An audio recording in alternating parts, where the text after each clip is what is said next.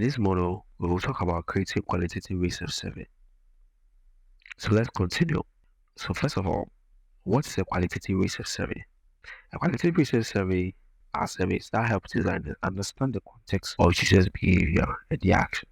They often offer insights into reasons or trends that are only observing quantitative data and help uncover unforeseen perspectives. Unlike qualitative surveys mainly use small sample sizes. Qualitative surveys also involve open-ended questions, with each response being unique, and this uniqueness adds a form of complexity to its analysis and compilation process.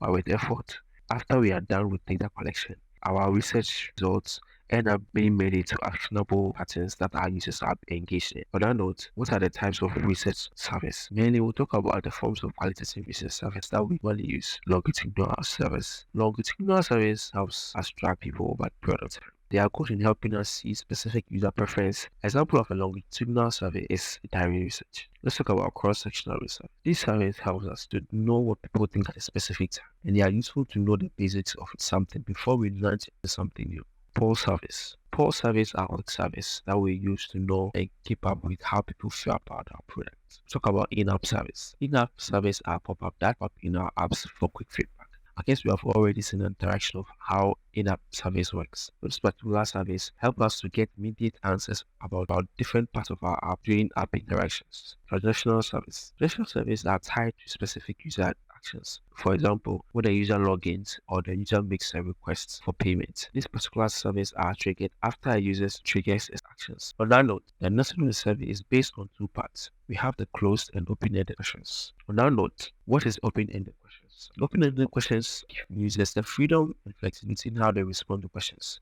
and not restrain them to a specific set of options, like for example, a yes or no. This particular survey helps users to detail their responses and helps them to communicate what they actually feel about the product, which helps us to get much more actionable insight into our product development from our users. The examples of these open-ended questions are: what is your first impression of our app? This particular set of questions helps us understand the specific user since it gives a very detailed account of how they had the very first impression of your app. Closed questions survey.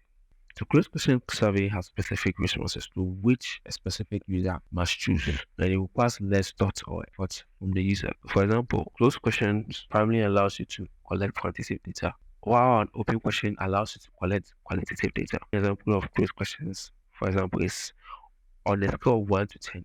How will you rate our app? This is specific to quantitative data since it tabulates the total number of users a specific user rates a particular app.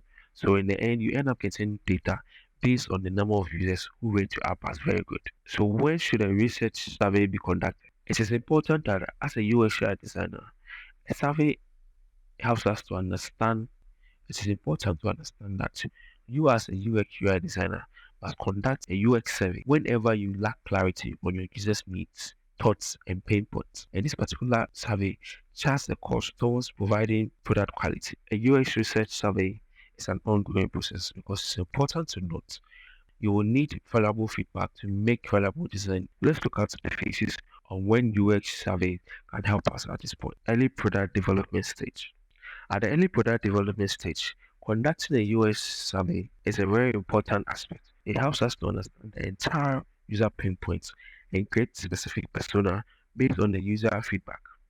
These surveys help us to validate design ideas and help us to inform concept testing, which ensures us to have a clearer understanding of our user preference and help us to avoid costly mistakes in the product development lifecycle. Validate product changes. Performing a UX survey helps us to validate our product changes, which help us to make informed user-driven decisions.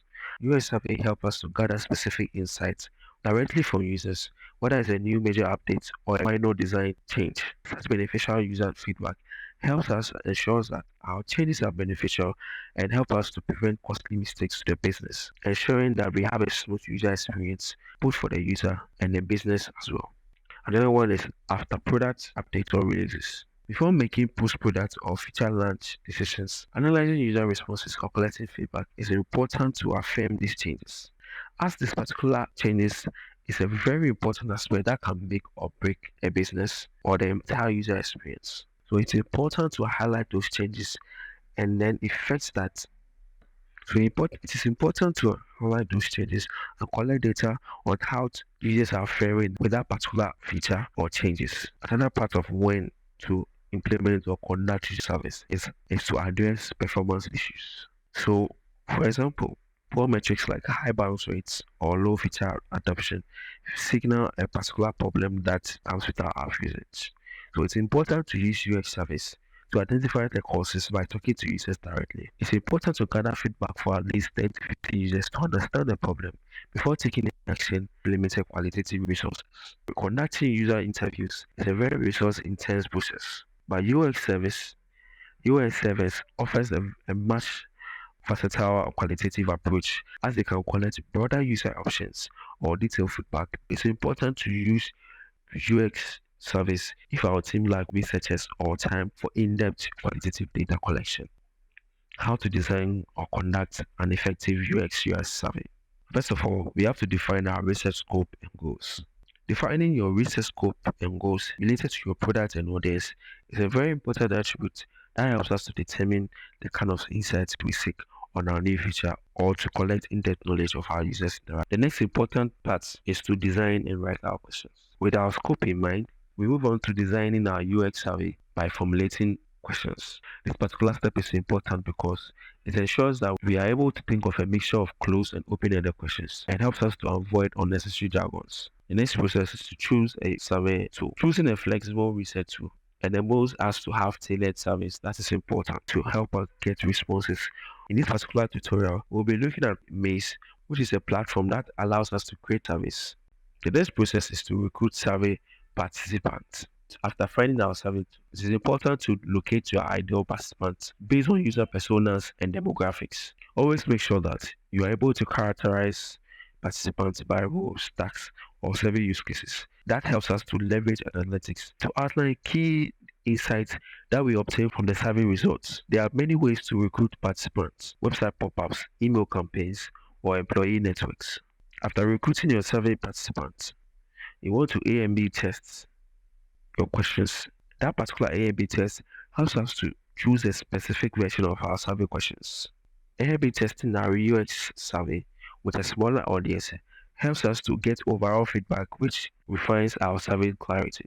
After our questions are created and tested, we can implement distribution channels like in-app prompts, website pop-ups, email campaigns, and online communities, while taking into consideration personalized invites to encourage participation and survey completion. Ideally, you can consider offering incentives like gift vouchers. After performing A and B testing and rolling out our survey, we'll analyze our data and share research insights. It is important that arranging and analyzing the data helps us to get insights to improve our product innovation. With the use of qualitative analysis, which comes from responses of our users, we're able to discover trends and analyze user sentiments based on their responses. With all this put into action, we end up finding things that allows us to make design breakthrough for our product innovation. In summary, conducting effective user survey ensures that we use clear jargon-free questions by keeping our survey short and simple, and also by considering incentive for longer surveys. And hope to see you in the next model.